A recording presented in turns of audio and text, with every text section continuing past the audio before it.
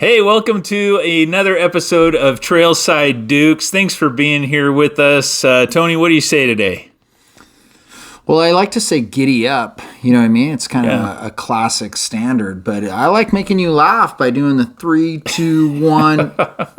Right, the little countdown. Here we go show kind of thing. We're on, baby. Okay. Fun. Excited for the show. Yeah, it's a good one. We've got a special cool friend that will be joining us later on in a 2-part segment that we're going to be doing. Rick Lukens. Yes, that's going to be a good one. Sports legend. Really fun talking with him, so we'll be able to share that with you guys. But first, we've got some important playoff stuff to take care of in college football, right? Big time. Okay. Big time. I mean, let's start off with the regional team of Idaho, right? We were at that game last week. Yeah. Pretty fun. They squeak one out against Illinois. Southern Illinois. Yeah, the Salukis. The Salukis kind of had them for most of the game. It was just kind of Idaho scraping back and then getting into overtime and winning with a field goal. Yeah, crazy game. Special teams all around, right, for Idaho because they had the punt return for a touchdown, and things were kind of sluggish until that happened. So, very interesting. Yeah, had Montana take care of their game. They took care of business in the snow. It was a very cool looking game. I mean, they get out there and they're playing in basically a snowstorm. So they took care of theirs, and they're going to meet Furman. Yep, which Furman. You know a little bit about. Yep. So yeah, we have 2 Coeur d'Alene Vikings playing for each of those teams. Right. Cale Edwards for Montana, Luke McLaughlin for Furman. So kind of fun to see some Vikings in there. And Furman's good. It'll be a battle in Montana, and we'll see what happens. Yeah, could be interesting. The weather's been interesting, and I was just thinking when it comes to our area, if you have home field advantage, it is very much an advantage, right? Because you know you're going to get cold weather this time of year and some inclement weather for sure. The other 2 games are South Dakota. The other 2 games are South Dakota and North Dakota State, and South Dakota State and Villanova. So we're down to the final 4 games, and the winner of those will be the final 4. So we'll see what happens there. Fun. Then we had the FBS, where there's been some controversy in the final 4 for that one, right?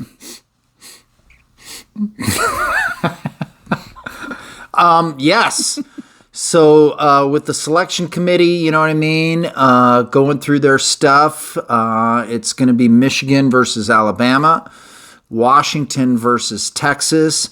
I was watching a little bit of the selection show, and Michigan was kind of anticipating playing Florida State, and when their players and everybody were watching, on the big screen, and it was announced Alabama, they were all like, "What?" And they were mad that they weren't playing Florida State. Yeah, pretty interesting stuff there, right? And, right. It's hard to argue Alabama not being in there, but how do you not argue against an undefeated team with Florida State not being in there? And yeah, their quarterback was out, but it's the same defense. It's the same 10 other guys on offense, and it is kind of interesting. It's crappy. So they're going to open up the playoffs next year. I think this would have been the year. Right. Having so many teams, it just wasn't clear cut, and it sucks for Florida State. I feel like each year there's always something like this, right? It doesn't matter if it's with the NCAA basketball tournament or the football. End of season championship kind of thing. Yeah. There's always somebody that's upset. But the interesting thing I think about this year is that you actually had a team that was undefeated, right? A big team, power team that took care of their business basically. And they're still out. So I think that's the kind of the thing that's a little bit different than just any other team being left out that maybe had one loss or something like that. So I agree. Very interesting. And that they have a committee. I don't want to get into all that stuff, but it's been very interesting to see, how they decide this, who the final 4 teams are going to be, and like I said, it is what it is. So we'll just leave it at that. And do you have anybody out of that Final Four that you think, or who do you think is going to go to the championship? Out of those 4 teams? I mean, Alabama's hot, but like I watched the last Pac-12 championship. Right. Great game against Oregon. Washington were underdogs, and Oregon kept coming back, but Washington took it to them and just stayed on top of them. And I don't know. I like the regional team. I'd like to see Washington win it all. It'd be awesome. They have their hands really full cool with Texas, but I don't know. There's something scrappy about those Huskies. It'll be fun to watch. Yeah. Yep. I don't know. I don't know who it's going to be. I'd like to see Michigan, because one of my former players is at Michigan this year, his freshman year. So I'd like to see Michigan and Washington. Fine. Yeah. But I mean, I could see Alabama and Texas being right there too. Alabama's tough. All teams are pretty evenly matched, I would say. Yeah. You can never go against Saban, right? He's got a lot of experience and he knows the situation with those games. He's Croatian. And he's Croatian. Right. I forgot about that. The most important thing. I know. Okay. There's some pretty amazing Croatian coaches out there. They don't like to lose. So a fun weekend of playoff football for everybody. Should be fun. And an interesting regional tie-in with the Texas team. A lot of talk around here. Jeff Choate, who is a St. Mary's, grew up in St. Mary's, and ended up like early in his career coaching for Post Falls High School. You have a connection with that. My brother played for him. Yeah, Coach Choate. He was my brother's coach in high school. Yeah, traveled around Florida, Boise State, Washington.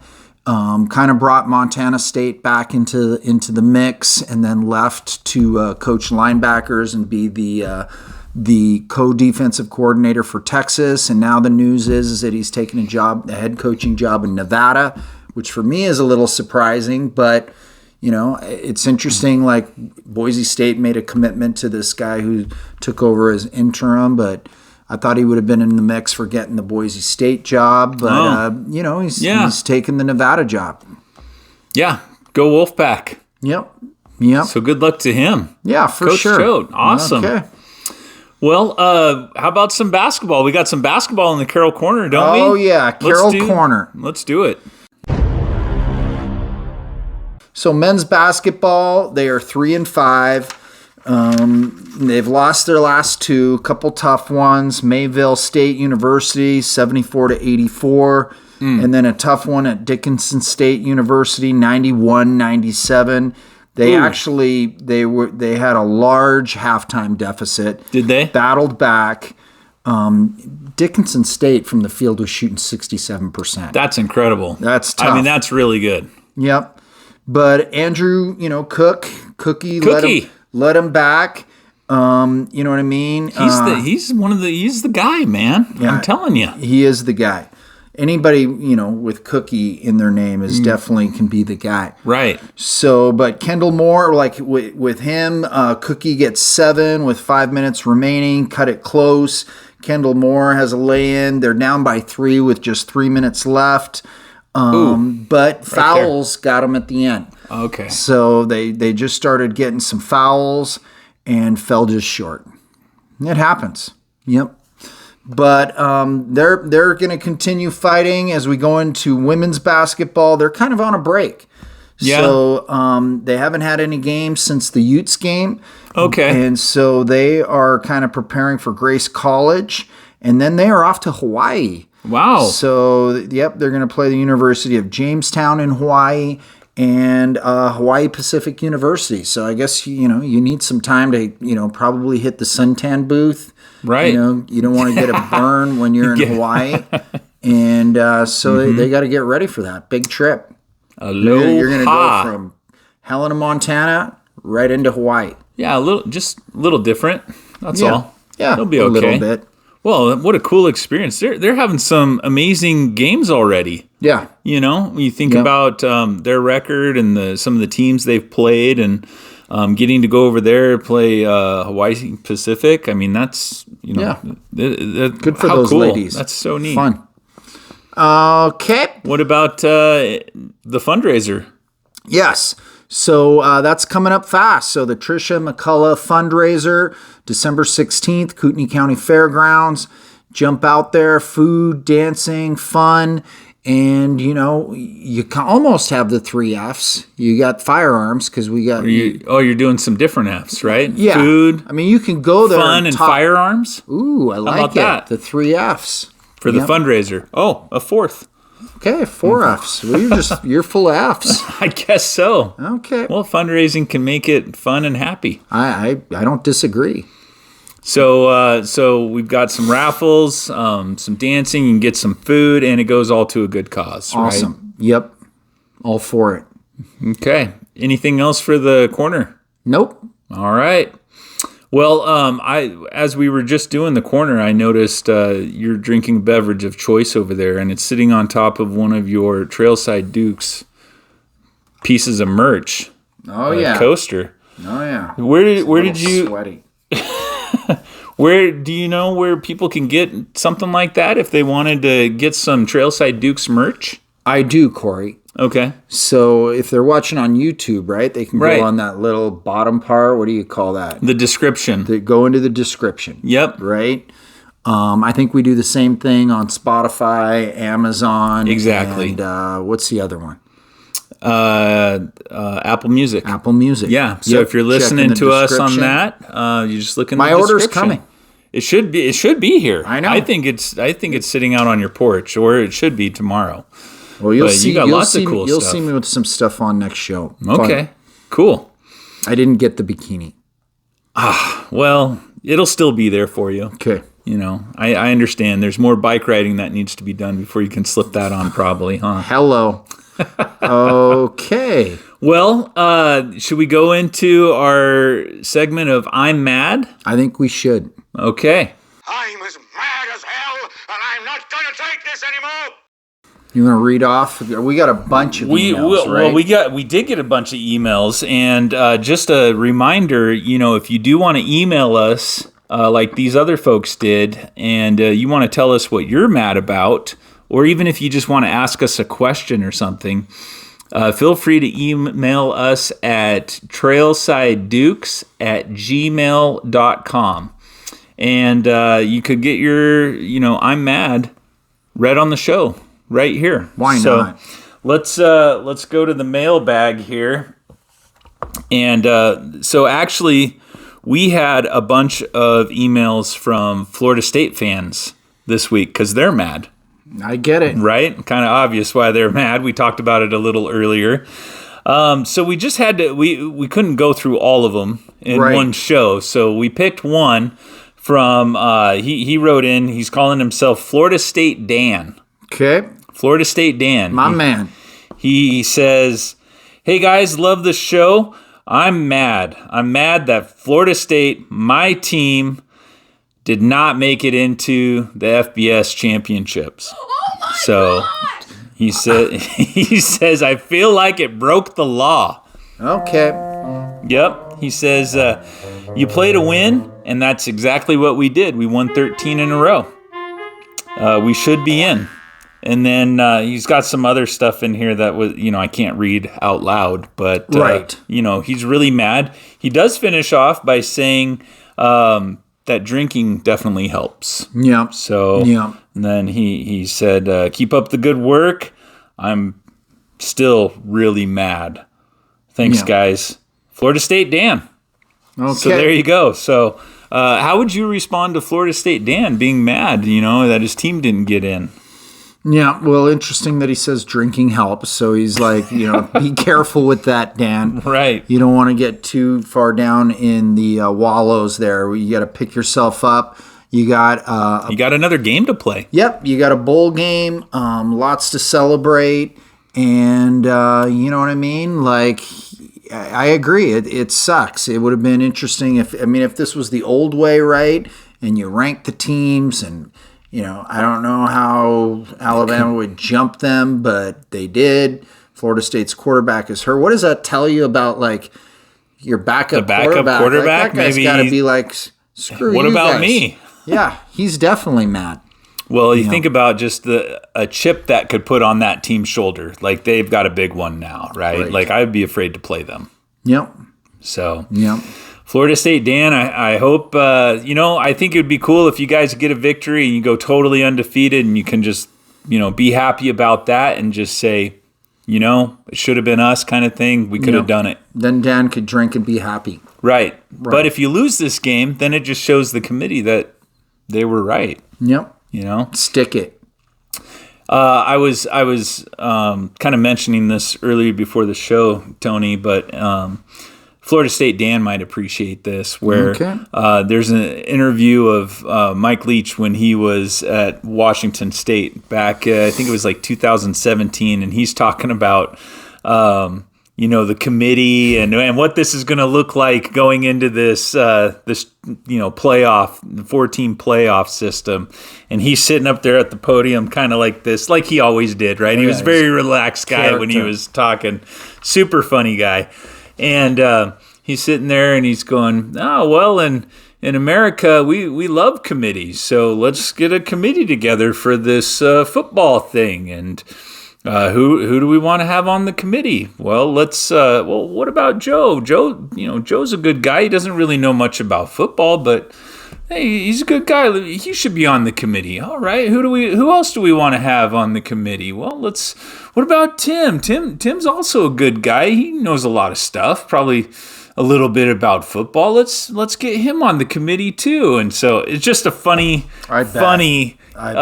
thing by Mike Leach back then, and it's kind of, I saw it the other day, so it's kind of coming back up again because of Florida State Dan and the Florida State crew not making it. So.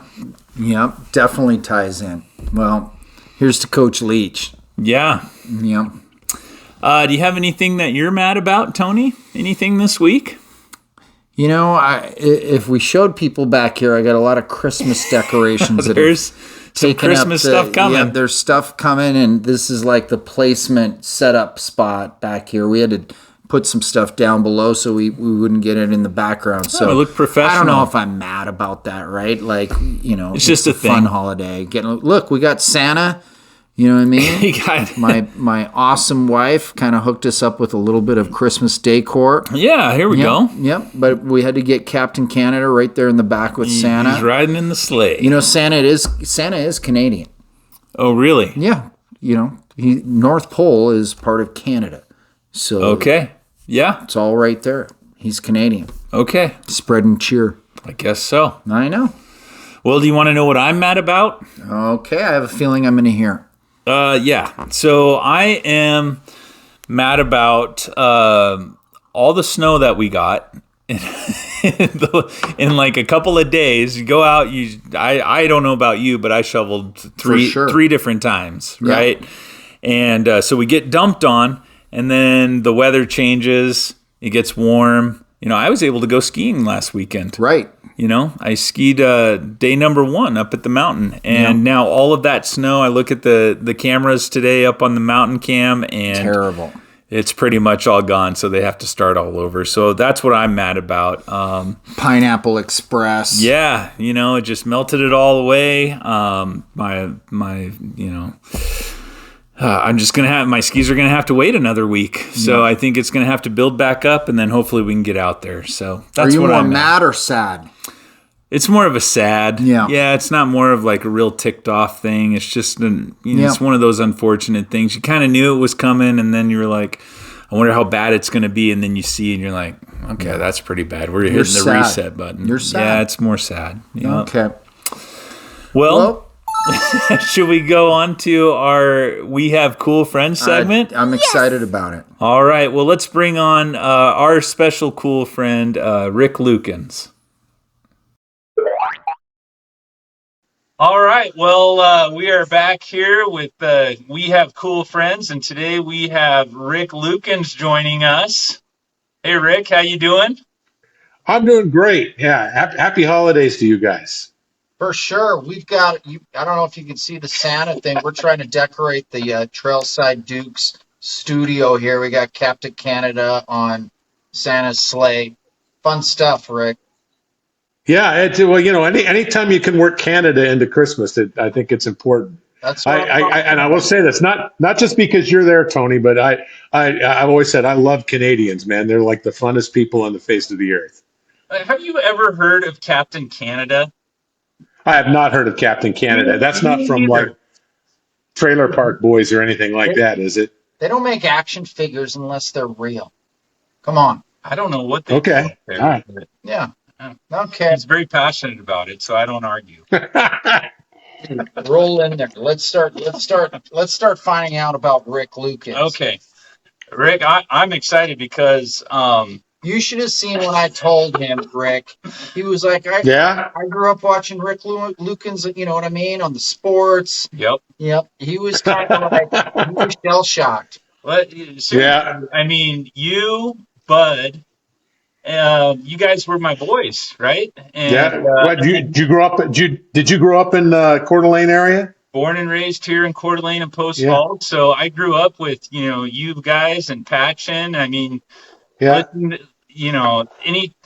I didn't like ESPN that much because it never covered like the Mariners or Right. maybe one pitch, and then I'm like, well, I got to get the highlights from Rick so I can see more of what happened. So Right. I grew up loving you guys. I mean, you guys were the channel. So I'm honored. I'm honored, and I'm sure Dennis and Bud would be too. oh yeah, for sure. Well, maybe since we just started talking about them, I know you guys were all very close, but maybe just share with our Trailside Dukes audience maybe what it was like working with those guys, or maybe a special funny moment that you have with them that you could share. Oh God! Wow, funny moment with those guys. That was all fun, you know. I mean, I moved to Spokane in 1983 to be like the number 3 guy in a 3-person sports department, and which meant that there was a weekday anchor, and that was Bud Namick, and there was a weekend anchor, and that was a guy by the name of Paul Olden, who now, by the way, is he's the PA voice of Yankee Stadium for the New York Yankees. Wow. And this guy has gone on to great things. He's done play-by-play for the Cleveland Indians, the California Angels, the Los Angeles Rams. This guy has become kind of a broadcast legend, and I count him among my many friends in the broadcast industry. But he was there before Dennis, and then I became the weekend anchor when Paul left. And Dennis Patchen came on board. He came from where he'd been working in Missoula, Montana. And then the 3 of us, Bud, Dennis, and Rick, were together for the better part of 3 decades, 20 plus years. And man, I mean, it was an awesome time for us to be in local television in the Spokane Coeur d'Alene area. And we were just, I'm so honored to have worked with both of those guys. Dennis is still grinding, working at KHQ in Spokane, and Bud is kind of more like me. He's a little got like a half a leg or a full leg out of the broadcast industry, but he's still doing some play-by-play. But it was just fun times with those guys. And then, of course, the thing that I think that the 3 of us, more than anything, the 3 of us together hang our hats on was our coverage of high school football and then high school basketball through the show that we started called Friday Night Sports Extra. Yep. And that for me personally, and I think I speak for those 2 guys too, is one of the things that I'm proudest of. Maybe the thing that I'm most proud of that I did in a 30+ year career in broadcasting, because we changed people's viewing habits. We changed the way people looked at high school sports in the Inland Northwest, and I even get emotional sometimes when I talk about it. It was a big. I know it was a big deal for people watching, but that's a big deal for me and a big deal for us. For sure. Yeah. We used to, right after the football game, we would go to one of the friends' houses or one of the cheerleaders, and we'd all go over there and we'd watch games and try to see what happened with all the other games while we were at our game.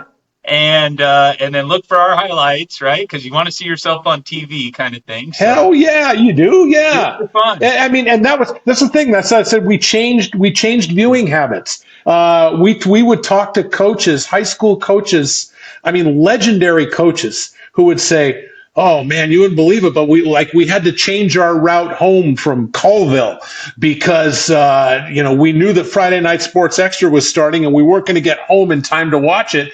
So we would stop at like this place and we'd go in and we'd buy burgers for the kids and feed them on the bus, and then the coaches would all sit in the tavern and watch Friday Night Sports Extra."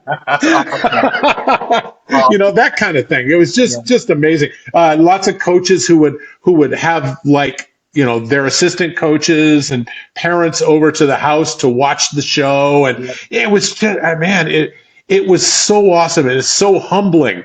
But and then wherever we went on a Friday night, and it could be Coeur d'Alene, it could be Lake City High School, it could be Mullen, Idaho, it could be Ritzville. It doesn't matter. Wherever we went, people were just thrilled to see you. Yeah. It was, what a heady experience. Yeah. We loved it. Yeah, it was just the best. And we were the only ones that did it for 6 or 7 years. And then the other stations in Spokane finally said, "Yeah, I guess we better get on board with this thing." And they got their own versions of the show. And then, we're kind of where we are now.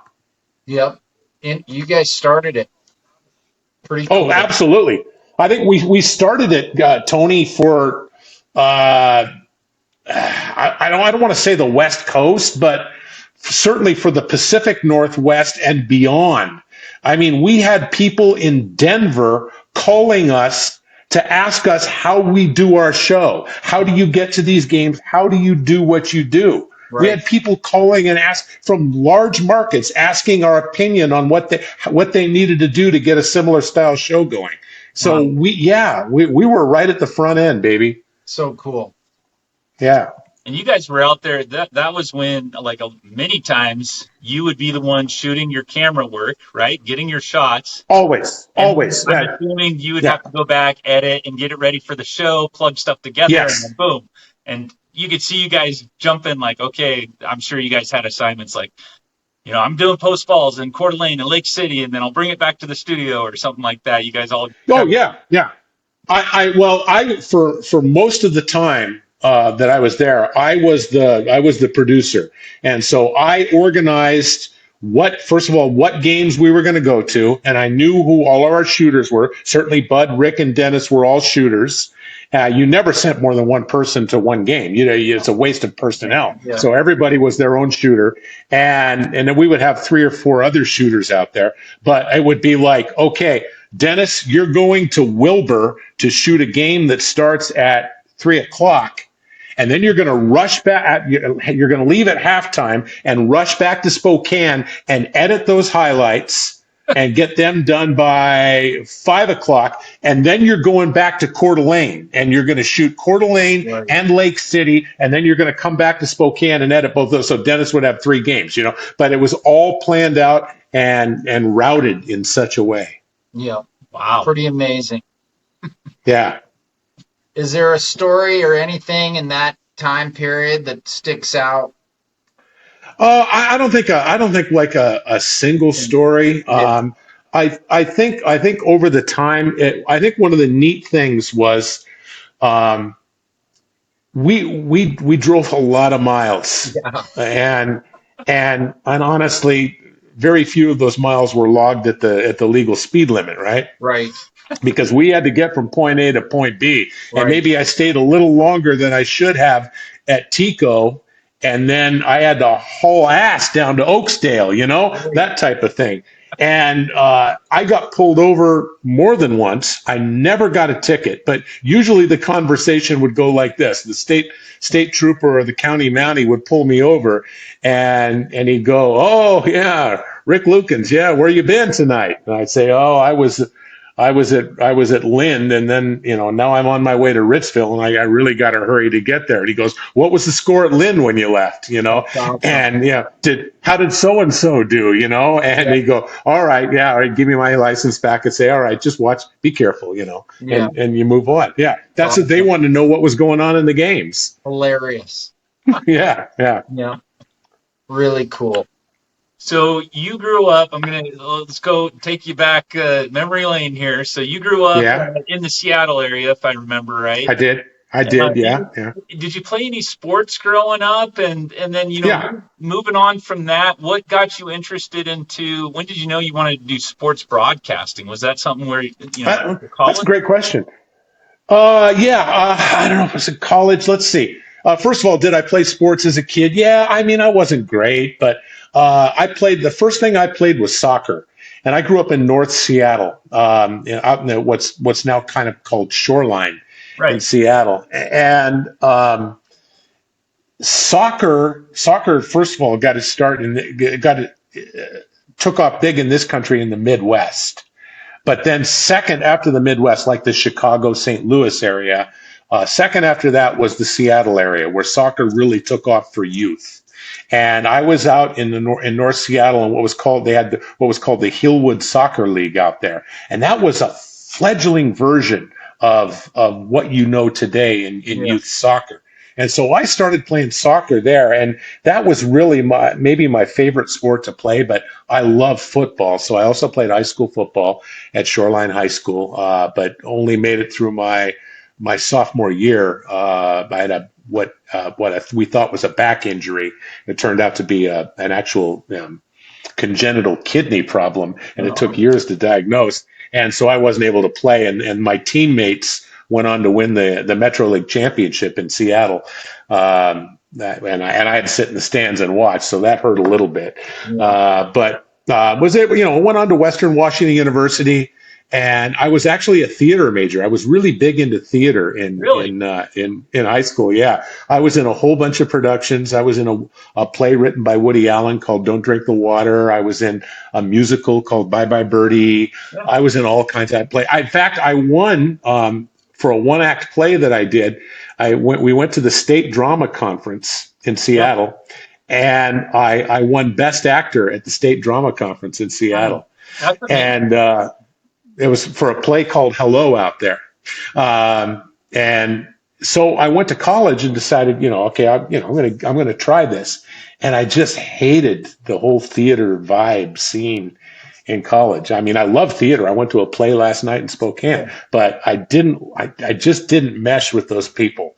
And I seriously, I was thumbing through the catalog, the Western Washington University catalog, and I saw Introduction to Broadcasting. And this was in the spring quarter of my freshman year.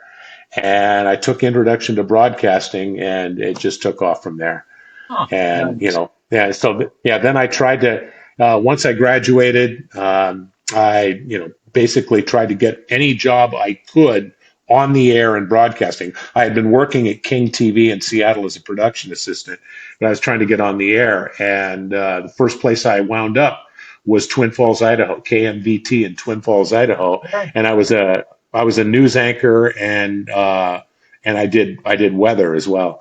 And but then after about 3 or 4 months, the sports guy left for another job in Florida, and I got to be the sports guy, and I've never looked back. Oh, okay. Awesome. Yeah. I just think of you as a sports guy, Rick. You know what I mean? It'd be weird if your career was a weatherman. Well, it is weird, but I mean, even when I was at, in Spokane all those years, and I continued to have this identity as a sports guy, people forget that for years, I was the feature reporter at KXLY, doing a series called Lukens at Large, which were humorous features that had really nothing to do with sports. Yeah. And won a lot of awards for those stories. And so a lot of people see me and they go, hey, Lukens at Large, which was kind of like an alternate identity for me. And then I got into radio, doing morning drive radio, and then teamed up with my wife on that. Yeah. And we also did Sunday morning newscasts at KXLY, which I think ratings-wise, to this day, still one of the higher-rated shows they've ever had, news shows they've ever had at KXLY, was the Sunday morning show that Teresa and I did. Cool. Now, it was a Sunday morning show, so the audience is much smaller. So, but we had the biggest piece of a smaller audience. Yeah. Wow, that's awesome. So yeah, I've done it all. That's for sure. From pretty much everything involved in broadcasting. But guys, make no mistake about it, the sports identity is the one that I cling to the most, and is the one I had the most fun with. Yeah. So what brought you up to Spokane? Was it an opening or something at the? Okay. Bud Namick hired me. I was the sports director at KMVT in Twin Falls, Idaho, and was just looking to get out, and I was applying, to places like, Spokane, Yakima, Lewiston. I was trying to get closer to home, to Seattle. Sure. And Bud Namick's got my application and my tape, and they had an opening, and he called me. It's funny, the thing that he liked the most about my tape was I had done a whole series down in Idaho on going to different golf courses and playing like the signature holes at different golf courses in southern Idaho. And this is something that I had come up with, and he called me, when he called me, he said he liked that the most. And then when he hired me, he goes, and the first thing I want you to do is replicate that golf series in Spokane, which I did. And then it became several different iterations over the years, but I continued that for years in Spokane. Nice. Wow. That's awesome. Go ahead. Okay. You can go. Yeah, what do you got there? Okay. So, when Rick, when I got to know you during that time with Washington State football and KXLY covering them, is there something that kind of sticks out in that era of your career, sports wise, you know what I mean? Or just anything funny, or just like a special interview anything like that? Oh, I've got a ton of things for you that stick out over those years. I kind of got to know Tony through a friend of mine, Brian, who's a photographer at KXLY, and great sports photographer. And he and I would go on the road with the Cougars every football season. We'd be at every road game with the Cougars, and sometimes Tony would show up, in whatever city we were in.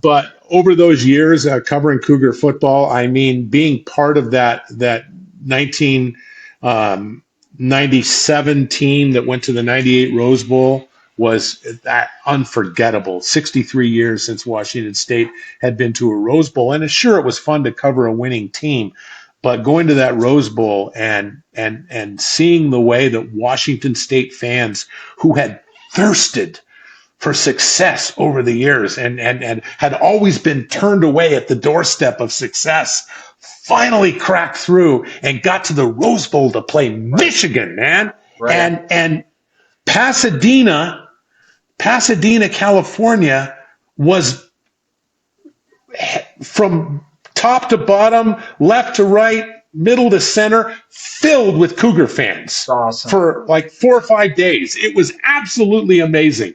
In those hours before the Rose Bowl, there was a huge party on that golf course by the Rose Bowl. It was all Cougar people. It was just really fun to see, and fun to be a part of that whole experience, which I don't think you would ever be able to duplicate again. Other great things that I did over the years, I think maybe one of my great memories of an actual sporting event was 1995. Let's save the Mariners, and they make it into the postseason. And I was there for Game 5 against the Yankees when Edgar hit the double into left field and Junior scored from first base. I was right there in perfect position in the press box to see Junior rounding second coming right toward me, and we couldn't believe how fast he was moving. What a great night that was. That was just a great story about that night, by the way. The game ends. Junior scores the game-winning run. The Mariners beat the Yankees. It's pandemonium. The Mariners are gonna move on and play for the American League Championship, and the celebrations were just absolutely incredible. But a New York station, KABC or WABC, I'm sorry, had bought up all the satellite time. And the game ended right about our news time. Now, this is back in the days when you needed a satellite uplink in order to go. If you're in Seattle, you needed the satellite uplink to go live in Spokane. And And they bought up all the time, and they wouldn't, even though they weren't on the air with their newscast, they wouldn't give any of the satellite time to us. Wow. Yeah, the ABC station in New York would not do it. And so we had no way to go live. And it was our news time about the time that game ended. So I'm down on the field and I'm on like one of these big brick cell phones, and I'm talking to our producer, and she's in the news. They just started the newscast. And I'm saying, we got to figure something out. And she goes, wait a minute. I just saw you. And I go, what? And she goes, we have the WABC camera uplink. Yeah, we have it here. And I said, and I walked back and I said, is it this camera? She goes, no. I said, is it this camera? And there was a camera. All these cameras were standing there unmanned. And I said, and she goes, yeah, that's you right there. I said, okay, wait a second. And I went behind the camera and I kind of centered it up with the celebration behind me, which I broke all kinds of New York Union rules on that one. Right. And then I walked back around in front of it and I go, okay, now position me. Where do you want me? And they said, okay, you're perfect right there. Now I couldn't use their microphone, right? But I was on the cell phone and I did my live reports from the floor of the Kingdome while the Mariners were celebrating this championship. And the New York guys didn't know it had happened until later. They weren't happy about it and they tried to bill us for it, but screw them. Right. And great story. That's an awesome story. Better story. I guys, I got a million stories, and I'm gonna, when we're done, when we're done, I'm gonna remember. I don't know why I should have told him this one. I tell this one at parties a lot. So, all the Seattle fans that night were just ecstatic. So I was doing a live shot out in front of FX McCrory's, which is near the Kingdome, and that was for the 11 o'clock show. And so anytime a camera was there, these drunk Mariner fans were they'd crowd behind you and just go, yeah, we're number one, Mariners, And so I'm standing there, I'm on camera, and I tossed it to a soundbite, and it comes back to me, and I'm about to toss it back to the studio. And as I'm standing there and all these people are crowded behind me, I feel a hand reach into my back pocket going for my wallet. Oh, jeez. And so I'm talking to them hoping they'll wrap it up so I can save my wallet. So I got my microphone in my left hand, and I got the guy's wrist, I assume it was a guy, in my right hand, and I'm holding it, and I ain't letting him go because he's got a hold of my wallet. And I'm saying, okay, back to you. And then they ask me a question. I'm going, okay, well, I'll answer that one coming up a little bit later. Back to you. And right about that time, the guy got away from me. Now, he didn't get my wallet, but he got away from me, and I never caught him. Wow. Isn't that crazy? That's crazy. Yeah. That is good. Yeah. Yeah, like I say, I got a bunch of those stories. I just don't remember them until something spurs my memory. Yep. Well, you know what's interesting for me is like those two games. You just talked about the Rose Bowl game and the Mariners game. Like I even though I was a kid, I totally remember where I was for both of those. I was listening to the Rose Bowl game while we were on a beach in Hawaii for a family vacation. Well, that's pretty good. That wasn't too bad. Yeah, that's pretty good. But I remember I was hot and I wanted to go in the water, but I wouldn't go in the water because I was listening to the game and I wanted to see what would happen next. And and the Mariners game, I think we were all watching the Mariners game. If you were in the Northwest, that was I just rewatched that game just a few weeks ago. It was on Major League Baseball channel. Yeah. They were showing that game, and the fans at the end of that game were just in full party mode. It was pretty funny. Oh yeah. It's funny for me to watch that Mariner game now, and I've watched it. It was just on Major League MLB Network. They ran it again. You and I recently, watched it at the same time. Yeah, watched the same thing. Yeah, and I watch it, and it's weird for me to watch that because I have my own memory of it, and it's a different angle. I said, I'm sitting in the press box and Junior's coming around second, running right toward me. That's not the angle that everybody else, the entire nation saw. Right. And so it's really weird, and so I see different things that I don't see in my memory when I see that. It's really kind of fun to watch. That's awesome. Is there any interviews, not necessarily from those games or anything with an athlete, or even just when, you were doing Lukens at Large that sticks out? Oh, a couple things. I think people ask me like, what's the best interview? Not the best, but my most favorite interview that I ever did, and that's an easy one for me. I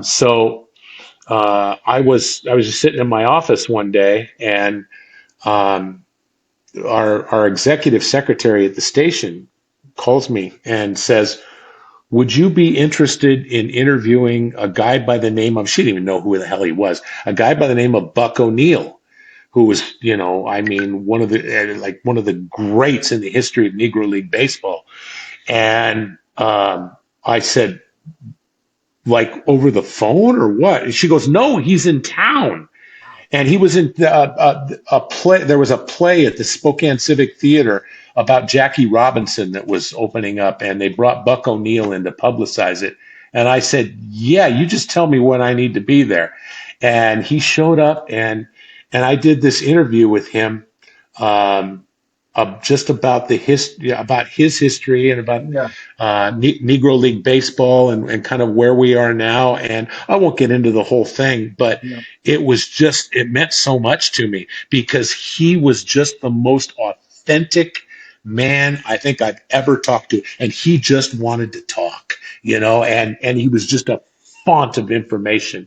And I kept asking him, about what was the great thing about Negro League baseball, and he just kept saying, third largest black business in America, man. And then he'd come back and he'd hit me in the shoulder. He'd go, third largest black business in America, man. And I was like, what were the other two? And the other two were there was a business back in the day that sold insurance. It was black Americans selling insurance to black Americans. And that was the most profitable black business in America. And the next one was the cosmetics giant, Madam C.J. Walker. But Negro League baseball was the third biggest black business in America. And of course, he was a central figure in it. Of course, started the Negro League Museum that's in Kansas City. And he just got into the Hall of Fame. I think last year's ballot or the year before he got in, but he didn't get in while he was alive, and that broke my heart. Yeah. And I've got a baseball sitting in my basement right now that's been signed by Hank Aaron. It's been signed by Johnny Bench, Jim Palmer, Ryne Sandberg, all Hall of Famers. Cool. And I asked him to sign it. I said, it's my Hall of Fame baseball. He goes, I ain't in the Hall of Fame, man. And I said, you will be. Yeah. And if you don't, you should be. Yeah. Please sign my baseball. And he signed it for me. Oh, yeah. Cool. Yeah. That's super cool. Yeah. So that was maybe one of the great interviews that I did. And I just think so fondly of that, and the fact that my coworker called me up and said, do you want to interview some guy named Buck O'Neil? Hell yes, I want to interview some guy named Buck O'Neil. All right. That was pretty cool. So that was just part one of our interview. It's pretty lengthy, so we decided to put it into two segments. So part two will be on our episode next week. Rick's worth it. Yeah, definitely. So check back in next week, and then we'll be able to show you the remainder of that. Super fun getting to talk to him and hear all the different stories. I agree. Okay. So if you like what you're hearing, definitely subscribe to the channel. The reindeer are taking flight as we are talking here with Captain Canada. Make sure you hit the like button. I mentioned the subscribe. Share this with your friends and family. If you like what you're hearing, like a certain segment, make sure you check us out on the YouTube channel. Sometimes it's a little bit different there with some of the visuals you get, and it's super fun. We really appreciate you guys. Enjoy doing the show for you and value your time. So thank you very much. Peace out.